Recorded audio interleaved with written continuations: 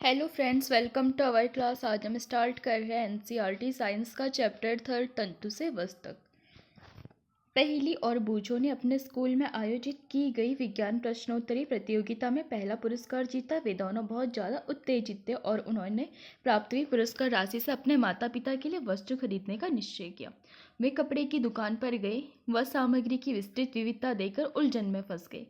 दुकानदार ने उन्हें समझाया कि कुछ कपड़े और वस्त्र सूती हैं तो कुछ है संश्लिष्ट यानी कि कृत्रिम। उसके पास ऊनी मफलर तथा शॉल भी थे। दुकान में बहुत सी रेशमी साड़ियाँ भी थी। पहेली तथा बूझो अत्यधिक उत्तेजित दिखाई दे रहे थे। उन्होंने इन विभिन्न कपड़ों को स्पर्श किया और उनके बारे में जानकारी प्राप्त की। जैसे आप भी कभी शॉप में जाते होंगे, कपड़े को टच करके ही आइडिया ले लेते होंगे। अंत में उन्होंने एक ऊनी मफलर तथा एक सूती साड़ी खरीदी। कपड़े की दुकान का भ्रमण करने के बाद पहेली और बूझो ने अपने आसपास के विभिन्न प्रकार के वस्त्रों को ध्यान से देखना आरंभ किया। उन्होंने देखा कि बेडशीट, बिस्तर पर बिछाने की चादर जिसे कहते हैं कंबल, पर्दे, मेजपोश, तौलिया और झाड़न यानी कि डस्टर आदि, ये सभी भिन्न भिन्न प्रकार के कपड़ों से बने हैं।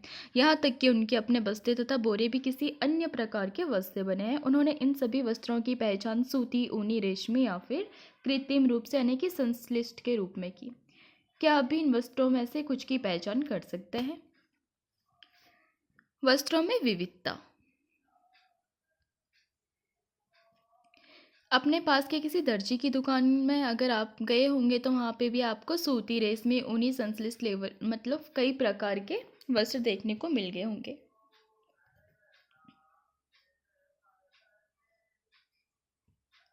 यहाँ पर है तंतु। किसी सूती कपड़े के टुकड़े से कोई तागा बाहर निकालिए। इस तागे के टुकड़े को मेज पर रखिए। इस तागे के टुकड़े के एक सिरे को अपने अंगूठे से दबाएं ताकि तागे के दूसरे हिस्से को इसकी लंबाई के अनुदिश चित्र 3.4 में दर्शाए अनुसार अपने नाखून से खरोचिए। क्या आप इस सिरे पर देखते हैं कि तागा पतली लड़ियों में विखंडित हो गया है? तो उसी को कहते हैं तंतु। सुई में तागे को पिरोने या फिर डालने का प्रयास करते समय भी आपने ऐसे ही प्रेक्षण किया होगा। कई बार तागे का सिरा कुछ पतली लड़ियों में अलग हो जाता है। ऐसा होने पर तागे को सुई के नाके से गुजारना कठिन हो जाता है। तागे की ये दिखाई देने वाली पतली लड़ियाँ भी और अधिक पतली लड़ियों से मिलकर बनी होती हैं, जिन्हें कहते हैं तंतु। जैसे आप यहाँ पर देख रहे होंगे इस डायग्राम में, ये होता है तंतु। वस्त्र तागों या धागों से मिलकर बनते हैं तथा तागे भी आगे तंतुओं से मिलकर बनते हैं। ये तंतु कहाँ से आते हैं? कुछ वस्त्रों जैसे सूती, जूट, रेशमी और ऊनी के तंतु पादपों तथा जंतुओं से मिलते हैं। इन्हें कहते हैं प्राकृतिक तंतु, यानी कि जो हमको प्रकृति से मिल रहे हैं साक्षात, चाहे वो पादप से मिल रहे हैं चाहे जंतु से मिल रहे हैं, तो उनको कहते हैं प्राकृतिक। जैसे रुई हो गया, जूट यानी कि पटसन हो गया, ये मिलते हैं हमको पादपों से।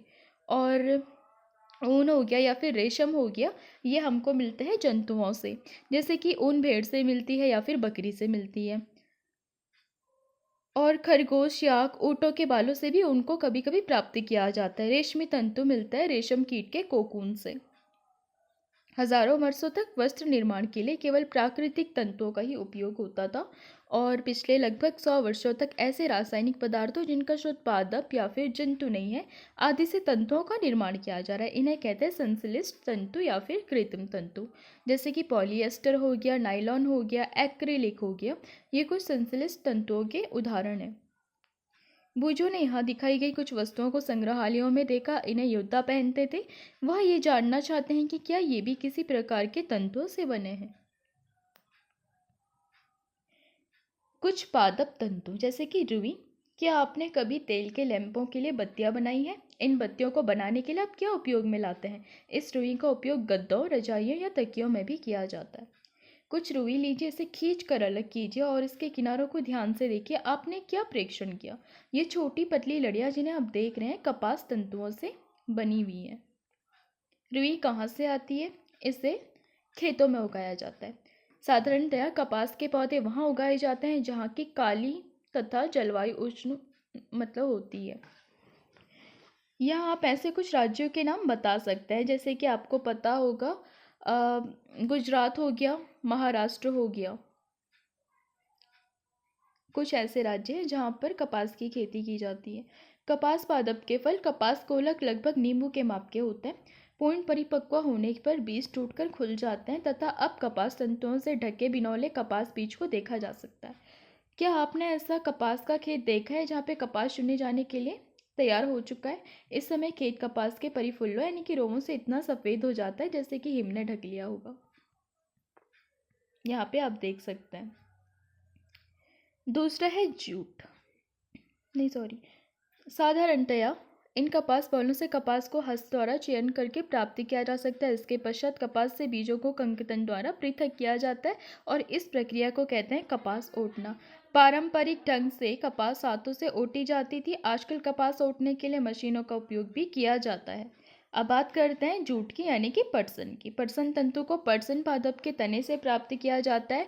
भारत में इसकी खेती वर्षा ऋतु में की जाती है। आपको पता होगा जूट पश्चिम बंगाल में बहुत ज़्यादा मात्रा में पाया जाता है। भारत में पटसन को प्रमुख रूप से पश्चिम बंगाल, बिहार और असम में उगाया जाता है। सामान्यतः पटसन पादप फसल को पुष्पन अवस्था में काटता है। फसल कटाई के बाद पादपों के तनों को कुछ दिनों तक जल में डुबोकर रखते हैं। ऐसा करने पर तने गल जाते हैं और उन्हें पटसन तंतुओं के हाथों द्वारा पृथक कर लिया जाता है। वस्त्र बनाने से पहले इन सभी तंतुओं को तागों में परिवर्तित कर लिया जाता है। ऐसा कैसे किया जाता है? सूते धागे की कताई। आप स्वयं सूती धागा बनाने का प्रयास कर सकते हैं। एक हाथ में कुछ रुई पकड़िए, दूसरे हाथ के अंगूठे तथा तर्जनी के बीच कुछ रुई की चुटकी भरिए और इसे धीरे धीरे रुई से बाहर की ओर खींचिए तथा रेशों को लगातार ऐरते भी रहिए। क्या आप धागा बना सकते हैं? रेशों से धागा बनाने की प्रक्रिया को कहते हैं कताई। इस प्रक्रिया में रुई के एक पुंजी से रेशों को खींचकर ऐरते हैं। ऐसा करने से रेशे पास पास आ जाते हैं और धागा बन जाता है। कताई के लिए एक सरल युक्ति हस्तकुआ का उपयोग किया जाता है जिसे कहते हैं तकली। हाथ से प्रचलित कताई में उपयोग होने वाली एक अन्य युक्ति है चरखा, जैसे आपने गांधी जी के उसमें भी देखा होगा। चरखे के उपयोग को राष्ट्रपिता महात्मा गांधी ने स्वतंत्रता आंदोलन के एक पक्ष के रूप में लोकप्रियता प्रदान की थी। उन्होंने लोगों को हाथ कत्ते धागों से बुने वस्त्रों यानी कि खादी को पहनने तथा ब्रिटेन की मिलों में बने आयातित कपड़ों का बहिष्कार करने के लिए प्रोत्साहित किया था। खादी के प्रचलन को बढ़ावा देने के लिए भारत सरकार ने 1956 में एक संगठन का निर्माण किया जिसे खादी एवं ग्रामोद्योग आयोग भी कहते हैं। अगर आपको पता होगा, जब स्वतंत्रता आंदोलन था तो महिलाओं ने भी एक कताई मंडल बनाया था स्वदेशी वस्तुओं के प्रचार के लिए। वृहद पैमाने पर तागों की कताई का काम कताई मशीनों की सहायता से किया जाता है। कताई के पश्चात तागों का उपयोग वस्त्र बनाने में किया जाता है। तागे से वस्त्र। तागे से वस्त्र बनाने की कई विधियां हैं। इनमें से दो प्रमुख विधियां बुनाई और बंधाई है। पहले हम बात करेंगे बुनाई की। क्रियाकलाप 2 में आपने ध्यान दिया होगा कि वस्त्र तागों के दो सेटों जिन्हें एक साथ व्यवस्थित किया जाता है, इसे मिलकर बनते हैं। तागों के दो सेटों को आपस में व्यवस्थित करके वस्त्र बनाने की प्रक्रिया को कहते हैं बुनाई यानी कि वीविंग। आइए कागज की कुछ पट्टियों को बुनने का प्रयास करते हैं। जैसे कि विभिन्न रंगों की दो कागज की शीट लीजिए, दोनों में से 30 सेंटीमीटर लंबाई और 30 सेंटीमीटर चौड़ाई की वर्गाकार शीट काटिए। अब इन दोनों शीटों को आधा मोड़िए और एक शीट पर चित्र 3.12 ए में दिखाए अनुसार रेखाएं खींचिए तथा दूसरी शीट पर चित्र 3.12 बी में दिखाए अनुसार रेखाएं खींचिए। दोनों सीटों को खींची गई रेखाओं के अनुदिश काटिए और फिर सीटों के मोड़ों को खोलकर इन्हें फैला लीजिए। एक सीट की पट्टियों को एक एक करके दूसरी सीट के कटावों से चित्र 3.12 सी में दिखाए अनुसार बुनिए। चित्र 3.12 डी में पट्टियों को बुनने के बाद का नमूना दिखाया गया है, यहाँ पे आप देख सकते हैं। इसी ढंग से तागों के दो सेटों को बुनकर वस्त्र बुने जाते हैं। तागे वास्तव में कागज की पट्टियों की तुलना में बहुत ज़्यादा पतले होते हैं। वस्त्रों की बुनाई करघों पर की जाती है। करघे या तो हस्त प्रचालित होते हैं या फिर विद्युत प्रचालित यानी कि जो इलेक्ट्रिसिटी से चलते हैं, और हस्त प्रचालित यानी कि जो हाथ से बुने जाते हैं। वस्तुएं ऐसी बुनाई द्वारा बने वस्त्रों से बनाई जाती है। इस प्रकार की बुनाई हाथों से तथा मशीनों द्वारा भी की जाती है। दोनों प्रकार की बुनाई का उपयोग विभिन्न प्रकार के वस्त्रों के निर्माण में किया जाता है। इन वस्त्रों का उपयोग पहनने की विविध वस्तुओं में होता है। एक विशेष प्रकार की बुनाई। क्या कभी आपने ध्यान से देखा है कि स्वेटर किस प्रकार बुनते हैं? इसकी बुनाई को कहते हैं निटिंग, और इसमें किसी एकल धागे का उपयोग वस्त्र के एक टुकड़े को बनाने में किया जाता है। क्या आपने कभी किसी फटे हुए मोजे के किसी धागे को खींचकर देखा है? जब आप ऐसा करते हैं तब क्या होता है? एकल धागा लगातार खिंचता चला आता है और वस्त्र उधड़ता जाता है। मोजे और बहुत सी अन्य पहनने की वस्तुएं ऐसे ही बुनाई द्वारा बनाई जाती है।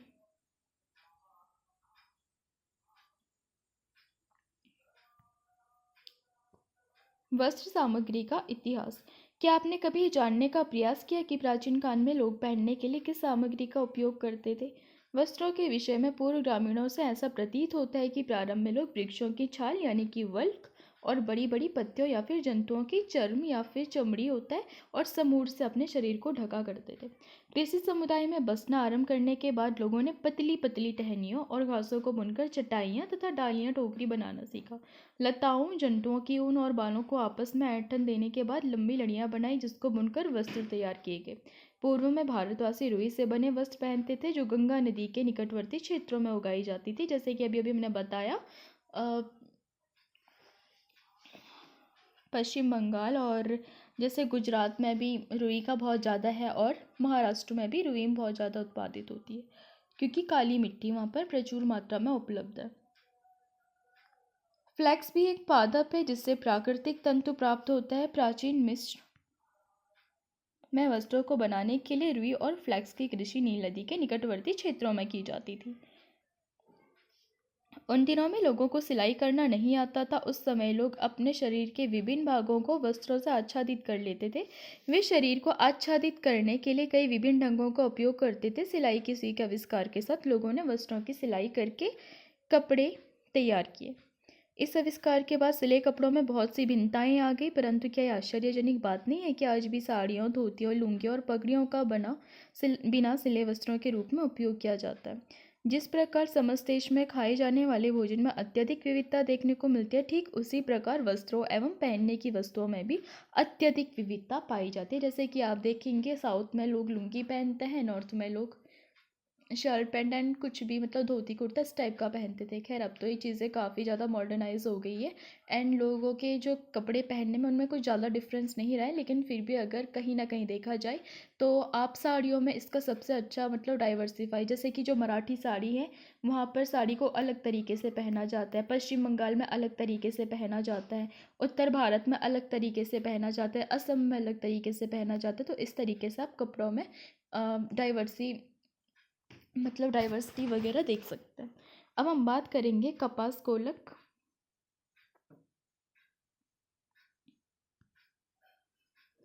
यानी कि जिसे कहते हैं ओटना।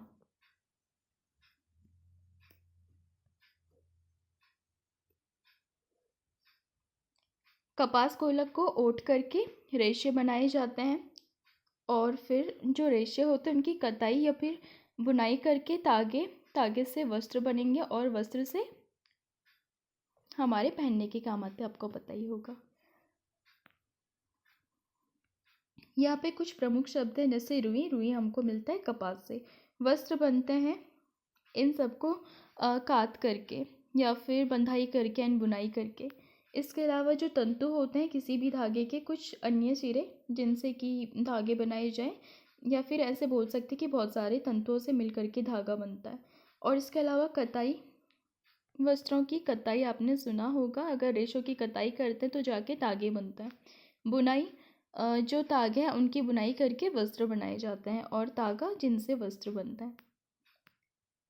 वस्त्र सामग्री या फिर वस्त्रों में विविधता होती है जैसे सूती, रेशमी, ऊनी और पॉलिएस्टर। वस्त्र धागों से बनते हैं जिन्हें तंतुओं से बनाया जाता है। तंतु या तो प्राकृतिक होते हैं या फिर संश्लिष्ट, यानी कि रेशम, ऊन और जूट कुछ प्राकृतिक तंतु है जबकि नायलॉन और पॉलिएस्टर कुछ संश्लिष्ट तंतुओं के उदाहरण हैं। रुई और जूट जैसे तंतु पादपों से प्राप्त किए जाते हैं। तंतुओं से धागा बनाने की प्रक्रिया को कहते हैं कताई। धागों की बुनाई दो प्रकार से होती है जिनसे बनते हैं वस्त्र। यहाँ पे आपके लिए कुछ होमवर्क है। यहाँ पर आप प्राकृतिक और संश्लिष्ट में इनको वर्गीकृत कर सकते हैं जैसे कि नायलॉन, ऊन, रेशम, पॉलिएस्टर, पटसन आदि। नीचे दिए गए कथन सत्य हैं या असत्य, आप इनको भी मतलब देख करके आंसर लगा सकते हो। रुई और जूट पादप के किन भागों से मिलते हैं? नारियल तंतु से बनने वाली दो वस्तुओं के नाम बताएं और तंतुओं से धागा निर्मित करने की प्रक्रिया में स्पष्ट कीजिए।